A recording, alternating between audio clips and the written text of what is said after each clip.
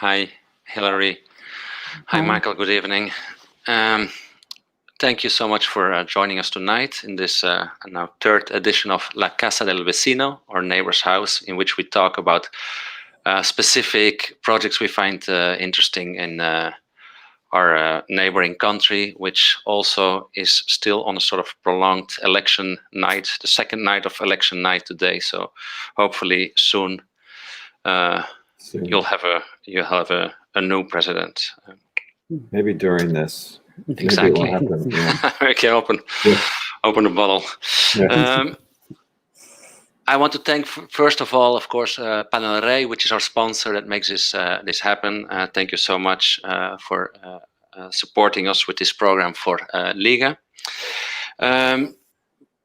We had a small conversation this morning to explain a little bit how this platform works and to check the technicalities of this thing.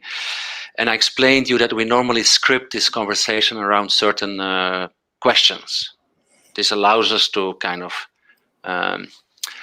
guide us and to allow you as guests to answer my questions with certain images. Now, you, but especially Hilary, found that absolutely absurd and said that that didn't make much sense. And I found it actually very suitable to hear that from your office. There's in the way that you work a certain, how would I say, a certain looseness, a certain openness, and so a scripted conversation exactly could not work with you guys. We know each other quite a while. I mean, we've met each other in reviews and dinners and openings and orders and several programs, public programs, and now we're also. You guys did. The learning center, or the general big building in the Apan in Mexico, in Hidalgo, where we also had a project, and we're working now together also on a housing project invited by Tatiana Bilbao together in St. Louis, Missouri. So I know and I admire your work, and it's especially that openness in the way you practice I find very interesting.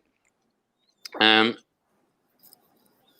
I looked through the presentation that you sent for this brief conversation, it's really a mix. It goes from construction site pictures to models to drawings to technical drawings to hand sketches. I think you even just stole the color pens of your kids to make these drawings, you know, like.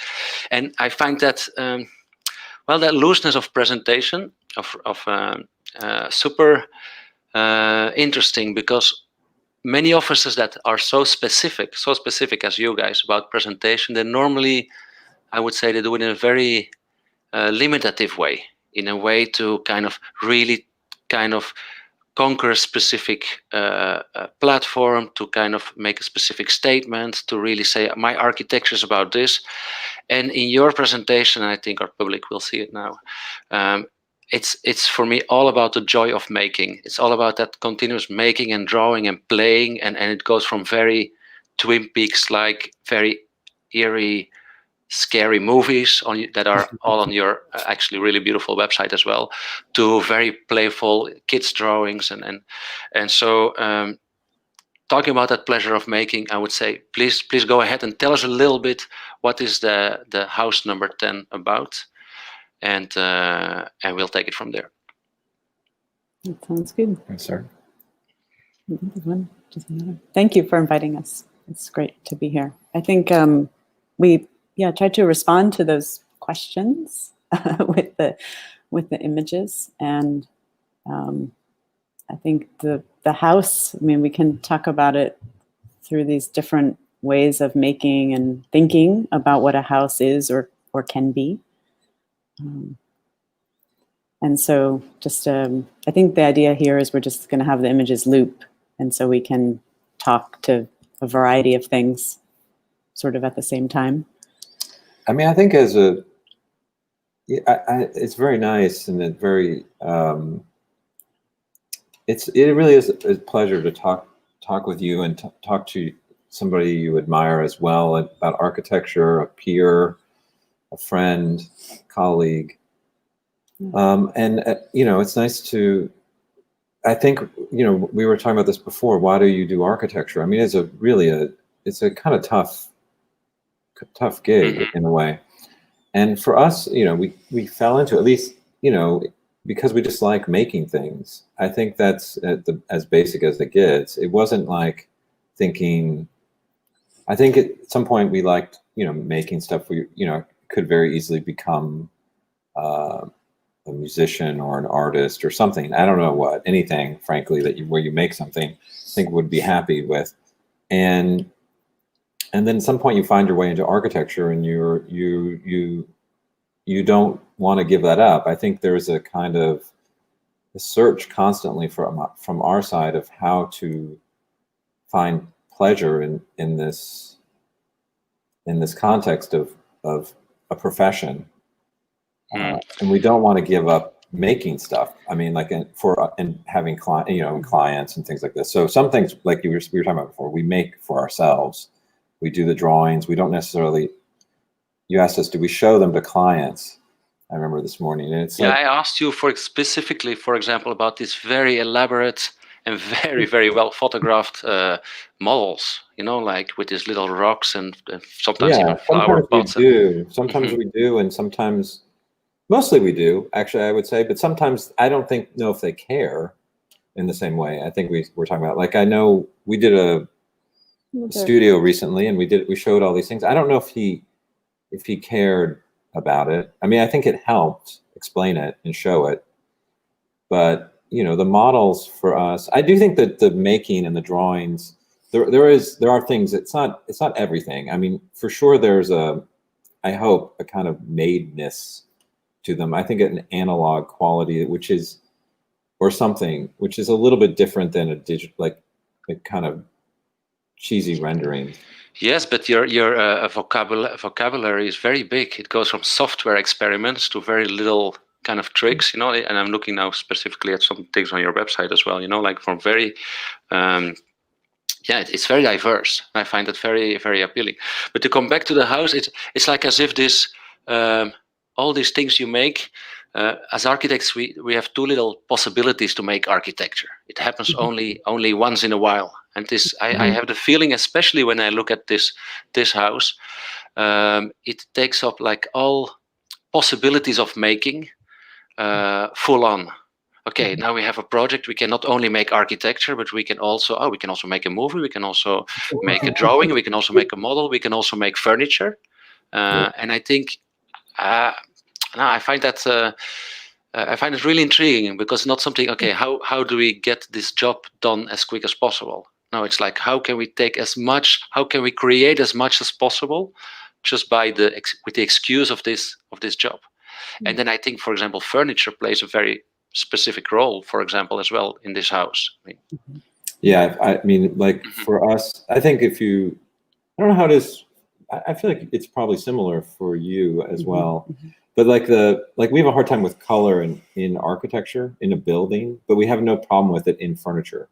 I don't know if that makes sense. Like because furniture you can throw out at a certain level. Or something. Color is just very, you know, we love like bright colors. We love really bold colors, but at the same time, I don't know if I could handle. Maybe Hilary feels differently. Like a fluorescent orange house, even though I love the thought of it. But exactly. Like the you know, like to see a fluorescent orange house. I mean, I guess it would be wonderful, and maybe we'll be brave enough someday to try it. But like you also worry that color can be something you get tired of quickly, or you change. Like I could imagine like 10 years ago, if you said, you know, what do you think of teal as a color? We would say, "Ew, that's horrible. It's disgusting." Or 10 years from now. Yeah, 10 years from now. But if you said 2 years ago, we'd say, "Oh, it's wonderful." So it's just a different time scale in our mind. So furniture can do that, and it can color for us. Like it's like also connects it to the garden, which is also about color in the center of the house. So to describe the house, maybe we haven't really done that for anybody, but you know, it's a series of similar. It's very narrow in a way. It's like about 14 feet wide, each of these arms. So it's quite narrow, about 14 feet wide pavilions, 14 by, it's like a... Maybe Arturo, you can hold it here for a moment. On the, thank you. That are kind of gathered together in a way, and it's very, in a way, symmetrical, as you can see. It has sort of two arms that are at the bottom broken and two at the top kind of slightly pulled apart, like two L's kind of mirrored. And then there's an extra one added on the right, which sort of makes a diagonal symmetry, which relates to the one curve. We very rarely do curves, but like the one curve at the corner of the inside where the bathroom and mechanical utility spaces. And it works where it's in perpendicular to the lines on the floor, the joints for the concrete, the saw cuts. So it produces this kind of rotation to the whole space in a way. It kind of helps make it feel like it's shooting out. You passed me a small text, actually a really beautiful text by Stan Allen on the house, and that's for an upcoming publication. Did I understand that well, or is that published already? No, it's upcoming. And he talks a little bit about how this central patio, which is probably the most formal, or actually in plan at least, like the sort of formal element that ties the whole building, that keeps it together. No, I think I could even see it like with all the furniture elements and all the almost pavilions and rooms that are all just kind of loosely arranged around that pavilion, around that patio, and it's that patio that really ties the house together. Sort of pins it all together. I mean, sort of like it's like kind of hole, let's say in the middle of it, that's just cut through. Yeah. I mean, I don't that text we really were happy, and it's an honor. Dan wrote something for us, and it also, I think it accurately describes it. I don't know what else to say about it, but yeah, I agree. That's nice. I mean, I think for us, like how to reimagine what a house is, and even to question its form, right? So the kind of image of the two bars as you approach, you don't know the house fully. Maybe it seems like you know what to expect, but I think, like this image, right? Yeah. And just the thinking about bringing these pieces together, these forms together, and what's familiar and what's not.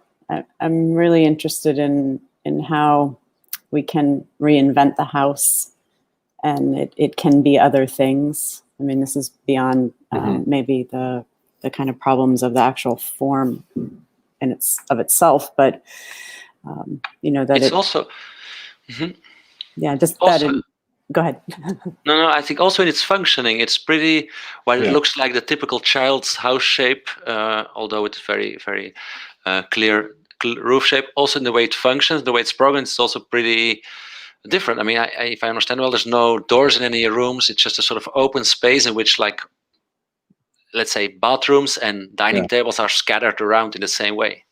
Even this, if you look at this, like the toilets, I mean, it's kind of takes, if you go back to the last, the more technical plan, any of these, if you go up to one of the rooms where the bathtub is, I mean, there's no door. The toilet just is like you just wrap around into it. It's private enough. And then one of the door, you can see very faintly in this drawing, the closet doors will close and give you privacy if you need it. But in most cases, it's just fairly open. I mean, it's private enough. It's sort of like pulls away, but there's no doors. There's one door or two doors really, but only one door that's really a practical door, which is the one bathroom, which is left of the entry.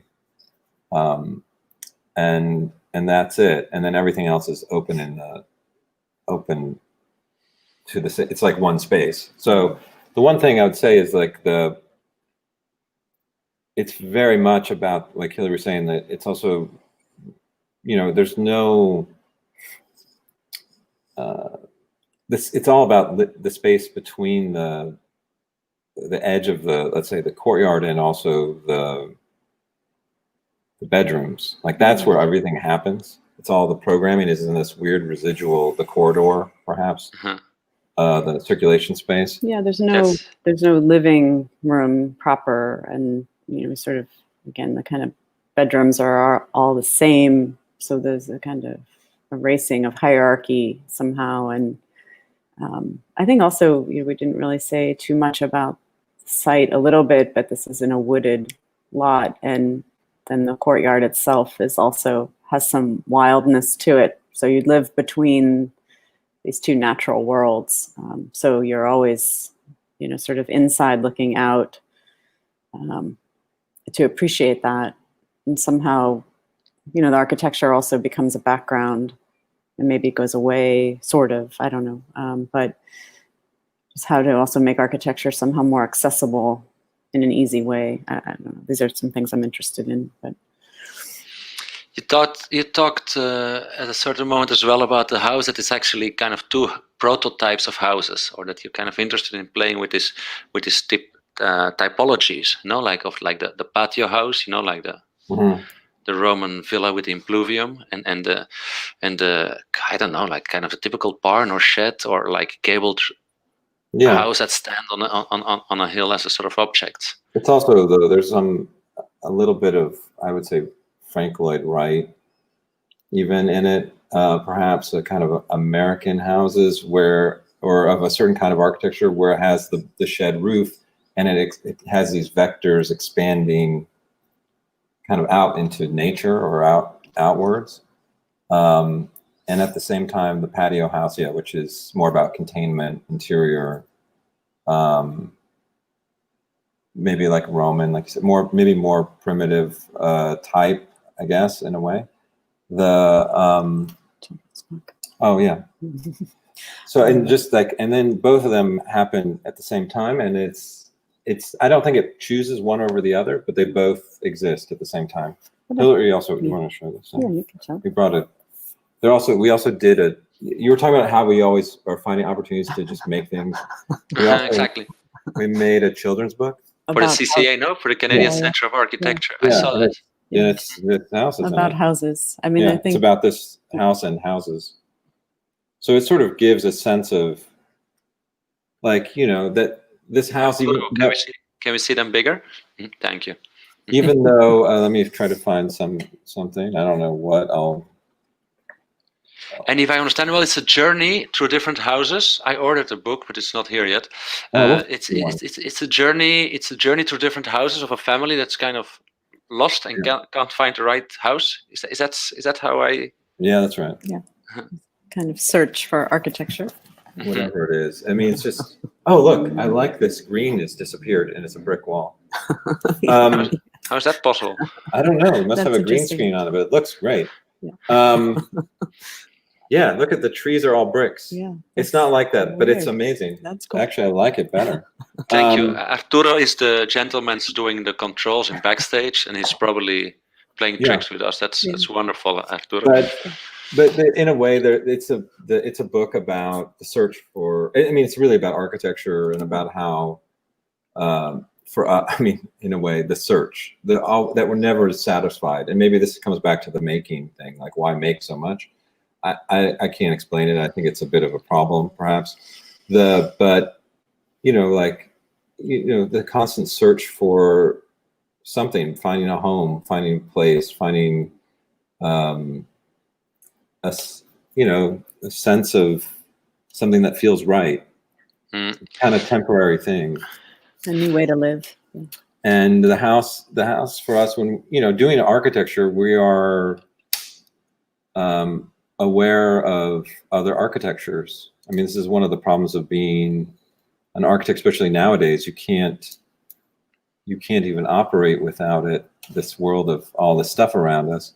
And so, you know, we also teach like you do, and we're also involved in a kind of highly self-conscious world where we have to argue and express ideas about the work, and also have to think about other people's work and be a critic and look at other pieces of architecture and write about them. And so for us, the book was an opportunity, and that, you know, to think about the house amongst other houses. And some of it has a little bit of maybe delusions of grandeur, you know, to even put this house in the same with some of these other houses is kind of silly, but you know, that's. No, but it's a way of working also. It's unavoidable to relate your house to these projects. It's interesting to see as well. I mean, I'm talking to you now, and the two previous houses we talked about in La Casa del Vecino in this small program, they were like first houses of architects, which is always a difficult thing because people, as Jennifer Bonner said, you always try to put too much in there in your first house, you know, and yours is house number 10. You're now in numbers 15, 17, probably, no, it's 18. And so maybe more. Yeah. How does it relate, or what's interesting for you in trying to kind of repeat that exercise over and over again? That's a good question. I mean, the house says everything. Hilary was saying, it's especially nowadays. I think we're all aware. The house is, you know, is a house. It's a school. It's a hospital. I mean, a house is lots of things. Hilary's always reminding, you know, us of this all the time, I think. And it's a good scale. I mean, I think somebody once said to us, you guys are house architects. You just do a lot of houses, which is at some level, I suppose, a critique, but it's not also because we want to do them only. It's just that that's also what we've gotten over time. And there's a certain, we just know how to do it at this point too, pretty well. I mean, like this framing thing, you can't see, like we have developed a set of details over time. So this house for sure relates to other houses we've done. There's some similar detailing of how to deal with our technical thermal bridging and how to get really good insulation and wall details, sections, energy code requirements and exceeding them, how to get a lot of glass in. And this was actually quite it's a lot of glass for a house in upstate New York. So you have to do a lot of energy calculations to do it. I guess, I mean, I also think just what do we need in a house and what makes a home, and those two things are sort of the same but also really distinct. And I mean, I think also we're always maybe thinking about houses through just, I mean, we are in the US, we are American architects, we have grown up with a certain history that is being rethought at the moment, which is really great and important. Yeah. And I think also just, what happens in the home, what's constructed, and trying to break down those assumptions, working with clients that ask for master bedrooms and master closets and, just that's the kind of typical norm, and we should all desire that. And I like very much the idea to reimagine that. And, I think as we are doing somewhat in that project in St. Louis even, and, just trying to, if you really try to break it down and give everyone kind of equal footing and chance, that starts at the home, maybe. I mean, not to be too preachy, I suppose, but how do we reimagine our lives? And you can't do that if you're constantly referencing things from the past, and the values that come with that just get perpetuated, and they're not thought through enough. I feel. Yeah, we do need new models in a way of houses. Yeah. I mean, I think this is more about, we exist in a world that's more about building. I mean, like architecture, we're not in the small context of architecture and this kind of thing. I mean, it looks like something else, but we really do exist in a world of, in a way, builders and building. Mm-hmm. And our work has come out of that. I mean, it really is not, I always can't stand it. Some people have a really strong still reaction against a pitched roof in the field. I've gotten in a number of things where they think we are postmodern because we use pitched roofs. And you know, in a way, it's not as if we have a lot of choice over the matter. We have accepted the pitched roof and learned to love it because there's a certain economy to it and a certain practicality to it, and we can build with it. We don't have to, we know how to use it, and we can try to do things with it. But it's not to you know, if we came in and did like crazy stuff, it would be, you know, all of our projects, our houses are cheap by US standards. Inexpensive. Is it only a pragmatic reason? Or I think it might have started there's out as also pragmatic. a contemporary desire and will of architects of our generation to play and to kind of engage that absurd dichotomy in between the modern and the flat roof and the postmodern, and you know, like to kind of just And not have anxiety. not have this anxiety. People are asking the name of the book. That's important, maybe, that you can. Oh, Houses for Sale. Houses for Sale from the Canadian Center for Architecture in a French and English edition, if that's correct. And Italian. And Italian. Okay. It's strange because you talked a few times, both of you, about the references and the architectural history and how that's unavoidable part of our discourse and about part of our making of architecture. And I would say very much so in the way you work. I see all kind of hidden references, but one way or another, there's a sort of, and I use the clumsy word playfulness again, but there's sort of playfulness, a sort of easiness, in which you touch upon certain topics, but do not really reference them too much in your writing about your project, not really make them too explicit. So you kind of go through them in a sort of very easy way, and then you don't become like something that I often dislike, like these very referential architects, you know, in which I don't know if you can speak to that, because I think that's important. We tried to do that. I mean, I think at some point you have to be aware of things, but then you have to let it go. And I think that tension is important to the work. When you see it, when we look at things, you know, we see other projects. When we look at other work, I mean, it's inevitable, all of us. I'm sure it's the same for you. You look at something, and I think the default way nowadays of looking is kind of like, if you like this, you'll also like, you know, it's very common to say, oh, because we're now in a sort of part, we're like, we're like, how you called it, like the social media, we're now part of this algorithm. So we're kind of immediately pushed into this stream of like, you like this, you'll like that. You like exactly. If you like this, you'll also like that. And it's inevitable. I think critics do this all the time in schools. They'll say, oh, your project, oh, I see you did this. You will like this. You should look at this. And it's inevitable that happens. I don't think it's necessarily bad, but I think at some point you also have to learn to let it go. Like, to make anything, you can't be thinking about things to make anything. If you like making, I don't know. At some point you just have to be looking at the thing in front of you and learning how to work with it and how to, I don't think you can make something with just with the desire to reference stuff. I just don't. Absolutely. Yeah. And I think that comes more the more you do it. It's harder at the beginning, for sure. Yeah, it's easier in house 10 than house 1. Exactly, because with house 10, I think you have 9 other houses that already became a reference. Yeah, exactly. The work produced the work. At some point, like, you can't, and this is true for you as well as it is for us, is at some point we can't, the work has its own momentum and we follow the work. Like, we can't wake up one morning and say, like, oh, we want to be Zaha Hadid today. As much as, you know, like, it just wouldn't make sense. It's like the work has its own trajectory. We have to, like, kind of follow it. I want to do a bit of Sterling today, honey. Yeah, exactly. It wouldn't work.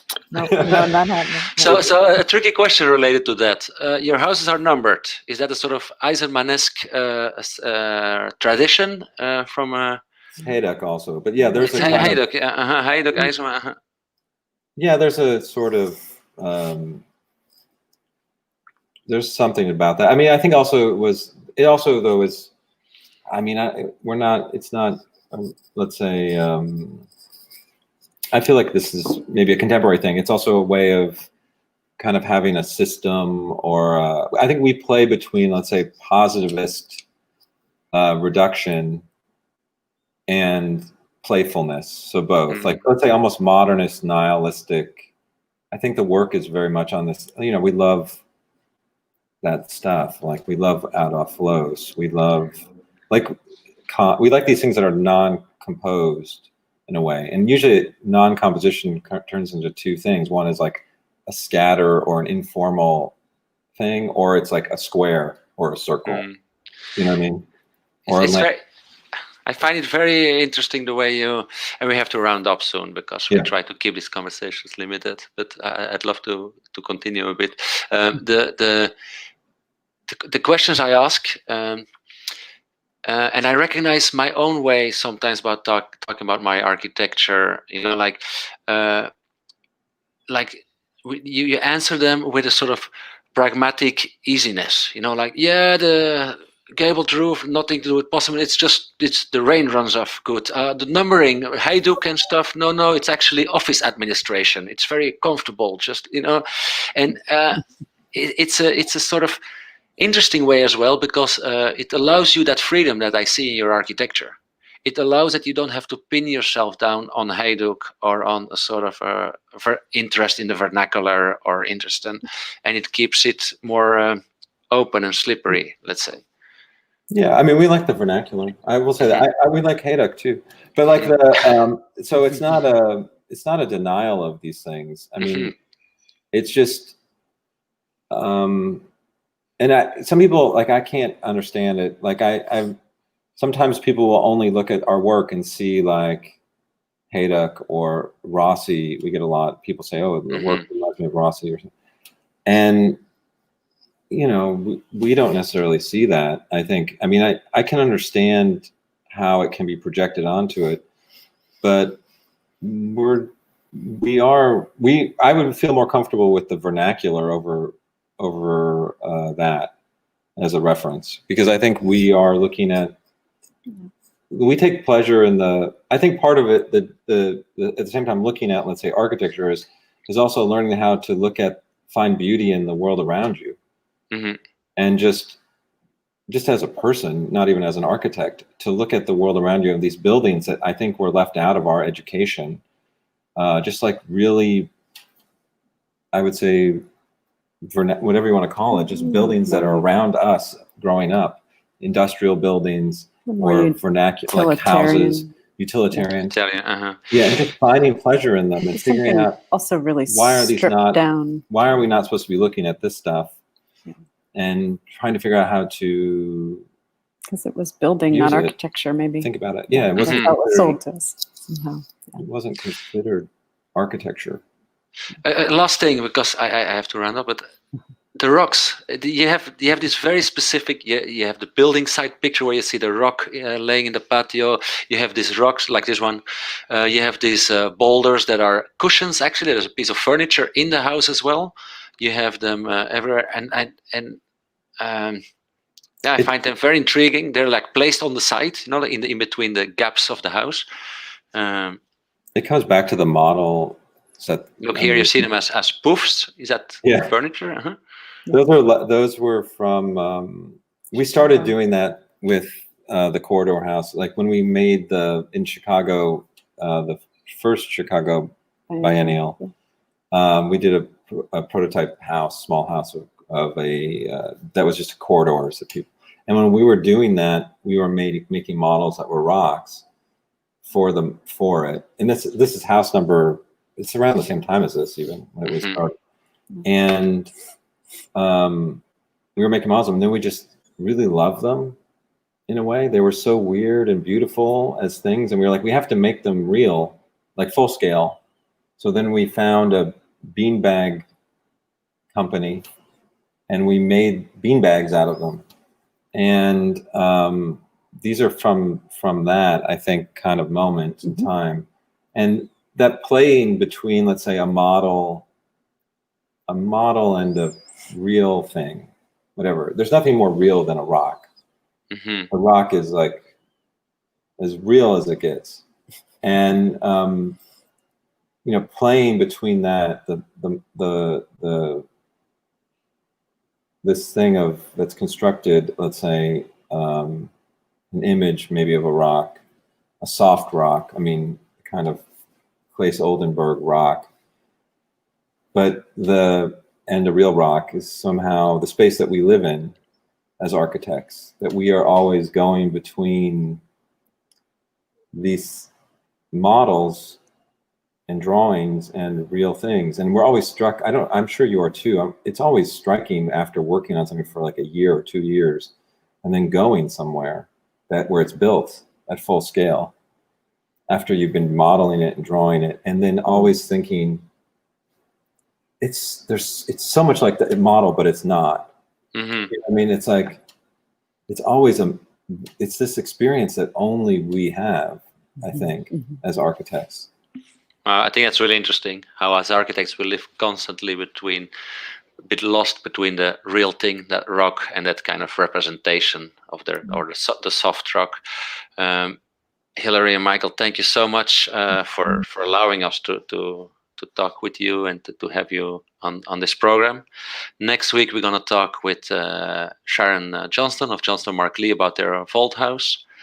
And the only thing that is left to do for me is to thank as well Adriana and Arturo, the LIGA team that is in the backstage pushing the buttons. Thank you all so much, and thanks again to Panel Rey. Till soon. Thank you very much for this talk. Pleasure. Thank you. Pleasure. Take care.